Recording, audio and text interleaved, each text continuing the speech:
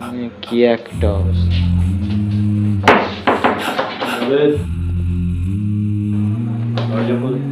হ্যাঁ ভাই আসছি।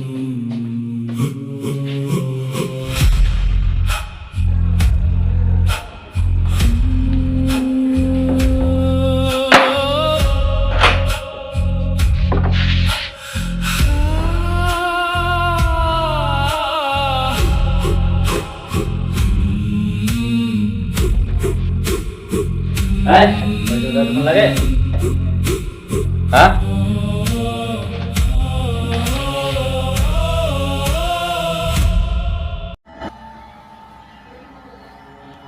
ছেড়ে দেবো লে ছেড়ে দিলাম। এরকম তুমি তো হেভি বাড়াবাড়ি করছো। এই আমি আবার কি বাড়াবাড়ি করলাম? হ্যাঁ কি বলছিস তুই এগুলো? এই তুমি তো সকাল থেকে সবার সাথে খারাপ ব্যবহার করছো, সবাইকে মারপিট করছো, মারছো সবাইকে, এত খারাপ ব্যবহার করছো কেন? আমি খারাপ ব্যবহার করছি না, আমি খারাপ ব্যবহার করছি। খারাপ ব্যবহার ভাই চুপ করে আছি।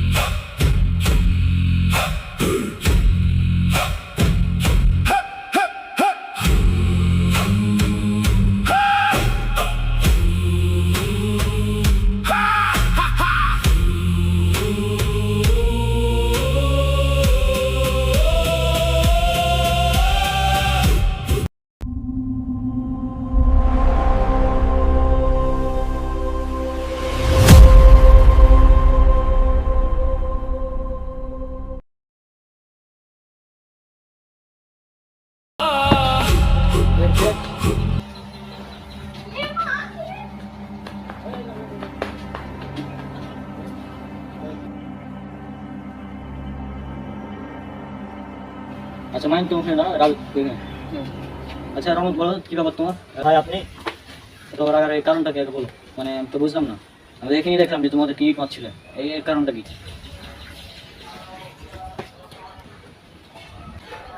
আচ্ছা আমি ডিটেলস কারণটা খুলে বলো যে এই কারণে তুমি এগুলো করছো। ডিটেলস বলছি, আপনি পুরো কাহিনী শুনেন তাহলে।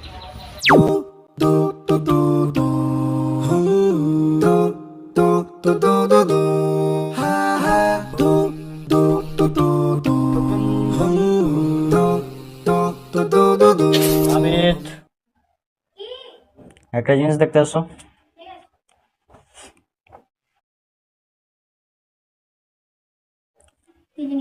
এই যে দেখো, এটা হচ্ছে যে একটা চাকরির নিউজ বের করলাম। হ্যাঁ হ্যাঁ, তো এটা হচ্ছে যে চাকরির ইন্টারভিউ, এটা দুটা। হ্যাঁ দুটা নিউজ, মানে দুটাতে অনেক ভালো ভালো জব, আর তুমি তো জানো আমার রেজাল্ট ভালো। হ্যাঁ তো সেক্ষেত্রে যদি আমরা এই চাকরিটা যদি আমি করি, হ্যাঁ তাহলে কিন্তু দেখা যাবে যে মাসে অনেক ইনকাম। তো আমি ইন্টারভিউ দিতে যাবো আগামীকাল, তখন দেখা যাক কি হয়। যদি হয় তাহলে তো হয়ে গেলো, না হলে কিছু করার নেই, তাই না?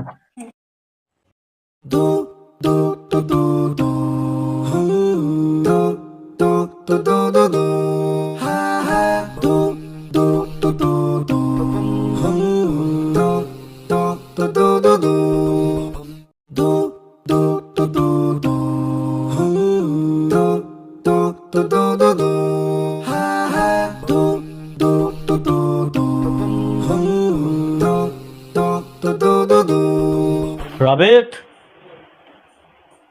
রাবেত, কথা হচ্ছে যে আমি হচ্ছে ইন্টারভিউ দিতে যাচ্ছি। হ্যাঁ তো দোয়া করো, দেখা যাক কি হয়। হুম ভালো করে হ্যাঁ, ইন্টারভিউ। আর আমি যাচ্ছি, গেটটা লাগিয়ে দেবে, ঠিক আছে? আচ্ছা ঠিক আছে। আচ্ছা রনক, এখানে তো অনেক গরম, মানে চলো আমরা বাসায় যাই নাকি? বাসায় চলো, আমি এই বিষয়টা দেখছি। আচ্ছা রনক, তোমার বিষয়টা বলো তো, কাহিনীটা আসলে কি হয়েছিল? তুমি ইন্টারভিউ দিতে গেলা, তারপর?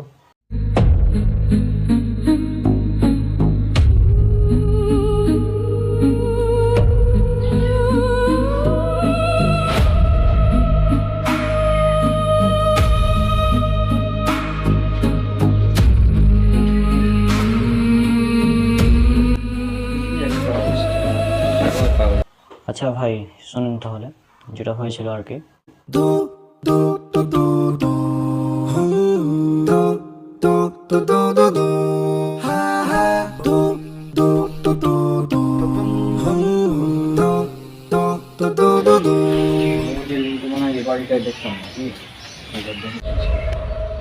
ভাইয়া মানে একটা কথা ছিল, কি কথা নাকি? মানে কিভাবে যে বলি বুঝতে পারছি না। এখন তুই যদি কথাটা না বলিস তাহলে আমি কিভাবে বুঝবো যদি কি বলতে যাচ্ছিস? বল। মানে যে আমার সব বন্ধুদের কাছে আছে, কিন্তু মানে আমি আমার কাছেই নেই।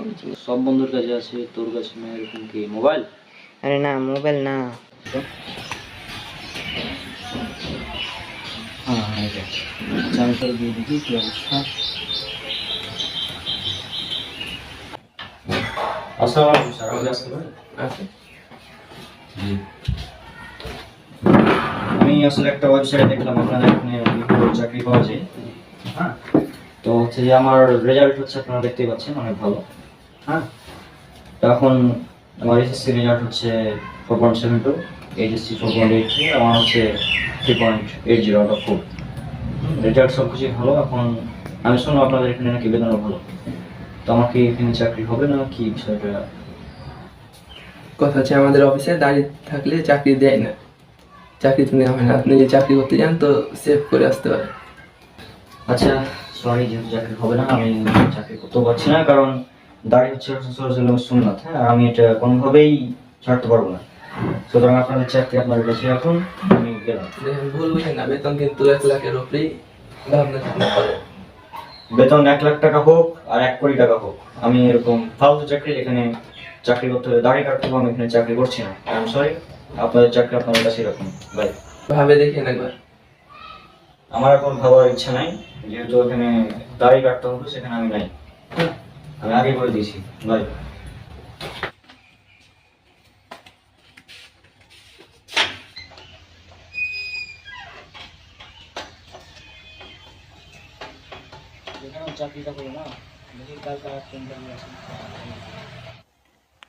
তাহলে চিন্তা করুন বিষয়টা কেমন, যে আমি জাস্ট যে আমার মুখে দাঁড়িয়ে আছে এই জন্য আমার চাকরিটা হলো না, তাই না?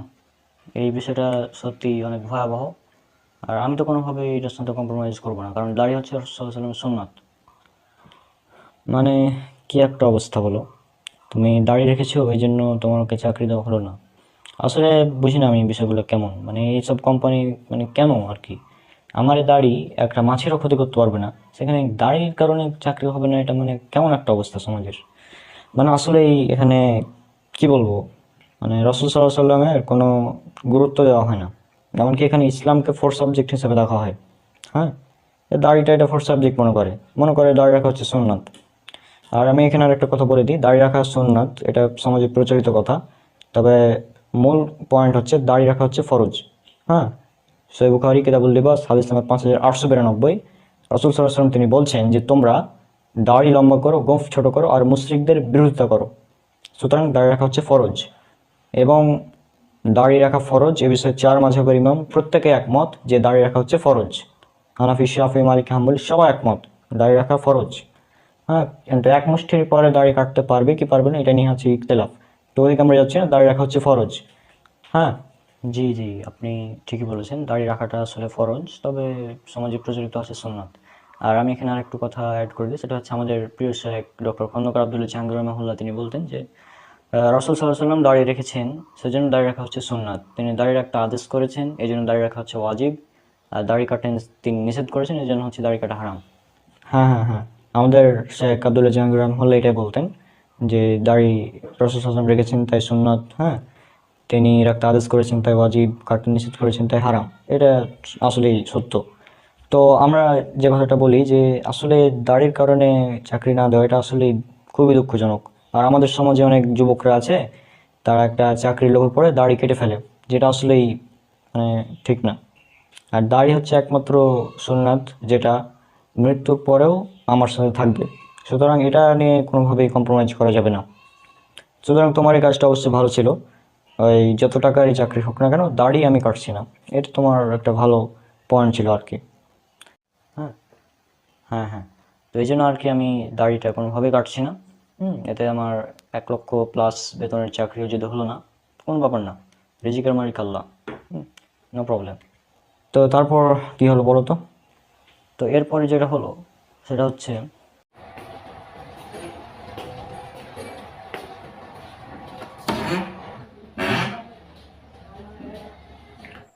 আসসালামু আলাইকুম স্যার, আমি কি আসতে পারি? ওয়ালাইকুম আসসালাম রহমতুল্লাহ। জি, আপনি ভেতরে আসুন। জি। তো রৌনক সাহেব, আপনার এসএসসি রেজাল্ট? জি, আমার এসএসসি রেজাল্ট ছিল 4.72, আর এইচএসসি 4.83, আর অনার্স একটা তো দেখতেই পাচ্ছেন 3.80/4। না, ভালোই, সব দিকে ঠিক আছে, আপনার রেজাল্টও ভালো। হ্যাঁ, এবং আপনি যথেষ্ট একজন ট্যালেন্টেড মানুষ। তবে এখানে একটা ব্যাপার আছে যে, জানেন তো এখন তো 2024 সাল।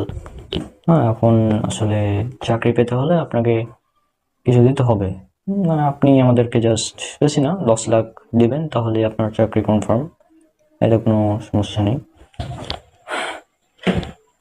আমার এরকম ঘুষের দ্বারা যে চাকরি, এরকম আমার চাকরির প্রয়োজন নাই।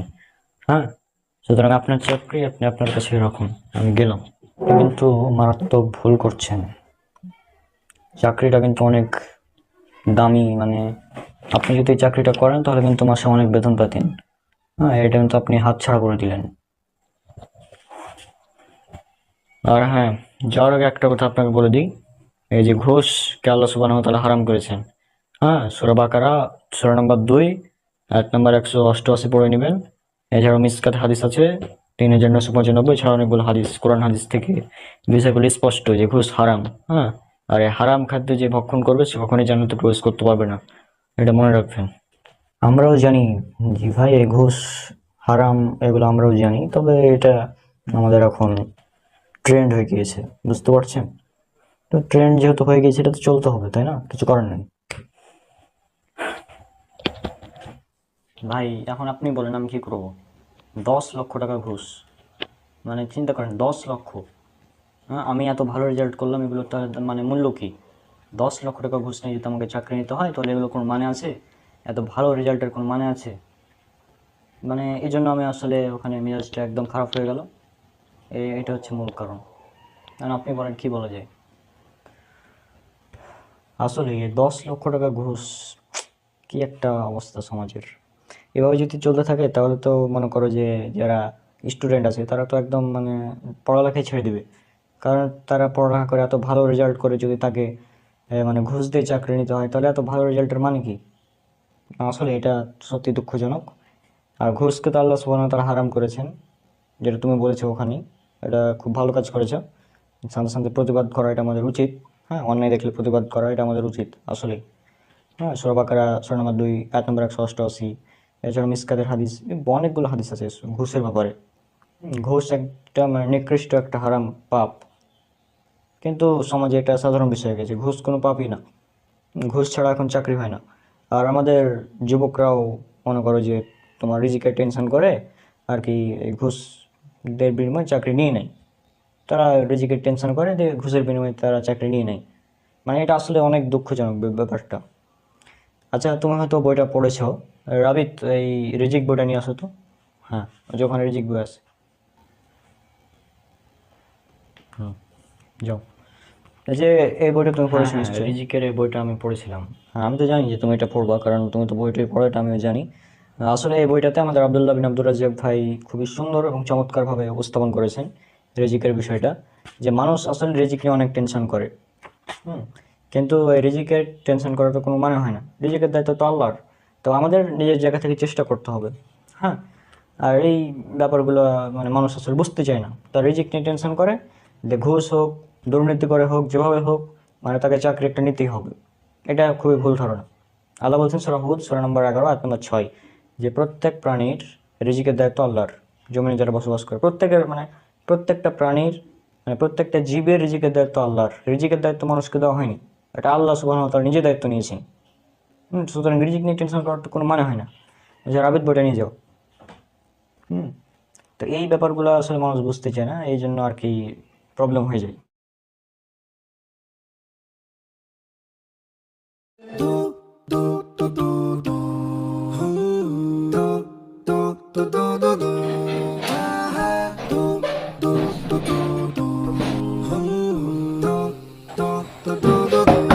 আরে দরজা খুল। হ্যাঁ ভাইয়া আসছি।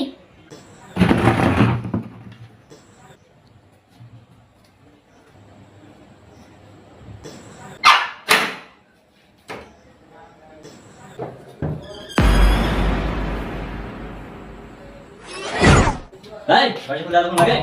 হ্যাঁ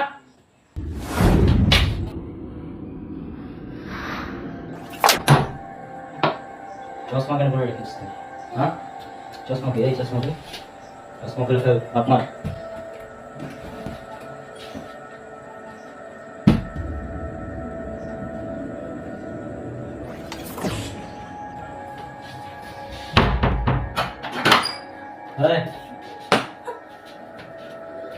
শোন, মেজাজ একদম খারাপ হয়ে আছে।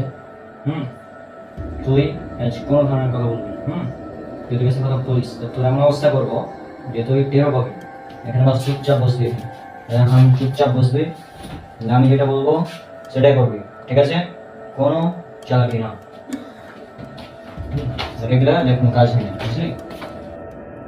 কিন্তু কি হলো ভাইয়া, তোমার মেজাজ এত খারাপ কেন? এই তবে বললাম না কোনো কথা বলবি না, তারপরে বলছিস। আগে বলে বিছানার চাদর কে চেঞ্জ করেছে? হ্যাঁ আম্মা করেছে। আম্মা করেছে। তাহলে ঠিক আছে, যদি তুই করতে তো তোর এখানে পুঁতে ফেলে দিতাম, বুঝলি? মেজাজটাই খারাপ করে দিল শোনা না, কি যে করা যায়, কি করা যায়? হয়েছেটা কি? তাই কি হয়েছে মানে? কি হয়েছে মানে দেখবি? তুই দেখবি এগুলো কি? এগুলো কি? দেখ দেখ এগুলো কি? দেখ এটা কি? দেখ এটা কি? সার্টিফিকেট। সার্টিফিকেট এটা না? এটা সার্টিফিকেট, এটা সার্টিফিকেট, সার্টিফিকেট, এটা সার্টিফিকেট, এটা সার্টিফিকেট। এটা কি? এটা হচ্ছে এসএসসি সার্টিফিকেট ভাঙলো। এই হচ্ছে 4.72 জিপিএ, এটা এইচএসসি সার্টিফিকেট ভাঙলো, ছিঁড়লাম। আর এটা হচ্ছে অনার্স, অনার্সের সার্টিফিকেট, বুঝলি? আর শুনবে কিছু? তোমার ইচ্ছা আছে? ভাই, আর তুমি এসব সার্টিফিকেট ছিঁড়লে কেন? তুমি কি পাগল? এবার তো তোমার চাকরি হবে না। এই আমার চাকরি হবে কি হবে না এটা তোর কি? হ্যাঁ সার্টিফিকেট ছিঁড়লাম, এবার পুরাবো। এই যে ওখানে গ্যাস লাইট আছে, গ্যাস লাইট লে যা, লে লে সার্টিফিকেট। দেখ তোর চোখের সামনে পুরাবো এখন, দেখ এই যে সার্টিফিকেট। আর বলবি সার্টিফিকেটের কথা? বলবি জীবনে? বলবি আর? তাই তুই দেখছিস আগুন, আগুনে তো একদম জ্বালিয়ে দেবো।